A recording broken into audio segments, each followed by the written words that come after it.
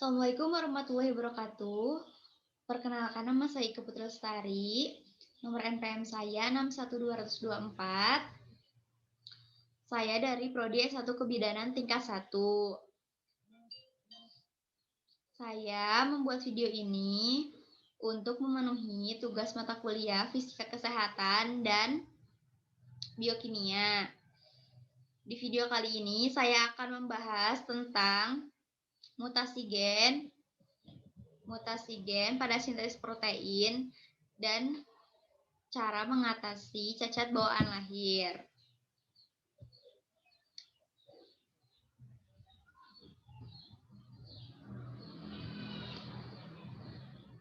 Berikut ini adalah materi saya.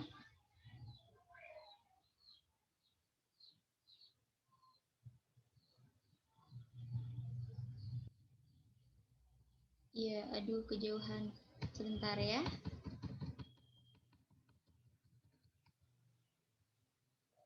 Nih, mutasi gen pada sintesis protein dan cara mengatasi cacat bawaan lahir. Yang pertama yaitu pengertian mutasi. Mutasi adalah perubahan genetik yang terjadi pada bahan genetik DNA maupun RNA, baik pada taraf urutan gen atau disebut sebagai mutasi titik maupun pada taraf kromosom. Istilah mutasi pertama kali digunakan oleh Hugo de Vries untuk mengemukakan adanya perubahan fenotip yang mendadak pada bunga Oenothera lamarckiana yang bersifat menurun. Selanjutnya ada penyebab mutasi. Mutasi ini terjadi karena adanya perubahan lingkungan yang luar biasa. Penyebab mutasi ini disebut dengan mutagen atau agen mutasi. Kebanyakan mutagen adalah bahan kimia atau biologi yang memiliki daya tembus yang kuat, sehingga dapat mencapai bahan genetis dalam inti sel. Contohnya yaitu zat radioaktif, zat kimia yang keras, dan virus. Namun ada juga mutagen yang tidak begitu jelas. Macam-macam mutasi. Yang pertama, berdasarkan sel yang bermutasi dapat dibedakan menjadi dua jenis. Yang pertama, mutasi somatik adalah mutasi yang terjadi pada sel somatik, yaitu sel tubuh seperti sel kulit. Yang kedua, ada mutasi gametik.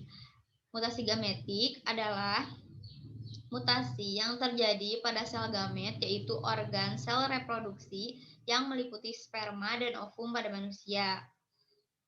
Nah, yang kedua, berdasarkan tempat terjadinya mutasi dapat dibagi dua, yaitu yang pertama, mutasi besar adalah mutasi perubahan yang terjadi pada struktur dan susunan kromosom. Yang keduanya, mutasi kecil adalah perubahan yang terjadi pada susunan molekul atau ADN gen. Selanjutnya ada jenis-jenis mutasi gen. Berdasarkan kejadiannya, yang pertama spontan atau bahasa Inggrisnya spontaneous mutation.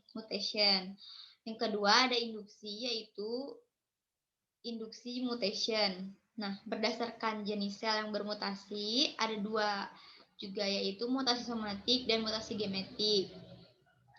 Yang ketiganya berdasarkan perubahan kode genetik. Yang pertama ada mutasi salah arti atau missense mutation. Adalah perubahan suatu kode genetik atau ini umumnya pada posisi 1 dan 2 pada kodon, sehingga menyebabkan asam amino yang terkait pada rantai polipeptida berubah. Contoh missense mutation ada TAACAACGTC, ACCATT. Ini disebut untai rantai sense mRNA. Terus selanjutnya ada AUGUUG, CAGUGGUAA. Ini disebut metionin, fenilanin, glisin, dan triptofan. Yang selanjutnya ada TACAACT, TCACCATT. Dan ada juga AUGUUGA, AGUGGUAA. Ini disebut sebagai metionin, fenilanin, lisin, dan triptofan. Selanjutnya ada mutasi diam atau silence mutation. adalah perubahan suatu pasang basa dalam gen pada posisi ketiga kodon yang menimbulkan perubahan satu kode genetik tetapi tidak mengakibatkan perubahan atau pergantian asam amino yang dikode. Contoh silence mutation ini ada TAC, TACAACG, TCACCATT, disebut untai sense mRNA. Dan selanjutnya ada AU, GUU, GCA, GU, GG, UAA, metionin, fenialanin, glisin, triptofan. Selanjutnya ada TACAAG, GT, CACCATT, untai rantai sense mRNA. Selanjutnya ada AU, GUUC, CA, GU, GAA, UAA. Maaf, metionin, fenialanin, glisin, dan triptofan. Oke, selanjutnya ada mutasi tanpa arti atau nonsense mutation, yaitu perubahan asam amino tertentu terjadi pada codon stop yang mengakhiri rantai, mengakibatkan berakhirnya pembentukan protein sebelum waktunya selama translasi. Mutasi ini dapat terjadi baik oleh transversi, transisi, delesi, maupun insersi. Selanjutnya ada mutasi pergeseran kerangka atau perubahan kerangka baca, yaitu Farmaceous mutation. Ini merupakan akibat penambahan atau kehilangan satu atau lebih nukleotida di dalam suatu gen. Hal ini menyebabkan bergesernya kerangka pembacaan. Tipe mutasi ini digambarkan pada gambar di bawah ini. Nah, ini dia tipe mutasinya. Selanjutnya, proses mutasi. Yang pertama, menurut tipe sel atau macam sel yang mengalami mutasi. Terus kedua, menurun sifat genetiknya. Yang ketiga, menurut arah mutasinya. Yang keempat, menurut kejadiannya. Selanjutnya ada sintesis protein. Pengertian sintesis protein. Sintesis protein merupakan proses penyusunan asam-asam amino pada rantai polinukleotida. Kunci utama dalam proses sintesis protein adalah DNA yang merupakan material genetika dari sel. Sintesis protein terjadi melalui 3 tahap, yaitu replikasi, transkripsi, dan translasi. Selanjutnya ada replikasi DNA. Setiap sel dapat memperbanyak diri dengan cara membelah sebuah sel membelah menjadi 2 sel. 2 sel membelah menjadi 4 sel, 4 sel membelah menjadi 8, dan seterusnya. Nah, ini adalah gambar replikasi DNA-nya seperti ini. Selanjutnya ada transkripsi. Pada tahap ini, DNA akan membentuk RNA dengan cara menerjemahkan kode-kode genetik dari DNA. Proses pembentukan RNA ini disebut transkripsi, yang menghasilkan 3 macam RNA seperti yang telah diketahui sebelumnya, yaitu mRNA, tRNA, dan rRNA. Pada tahap ini terjadi 3 tahap, yaitu inisiasi, elongsi, dan terminasi. Nah, ini dia. Berikut gambar-gambar inisiasi, elongsi, dan terminasi. Yang pertama itu inisiasi, yang kedua elongsi, dan yang ketiga ini adalah terminasi. Selanjutnya ada translasi.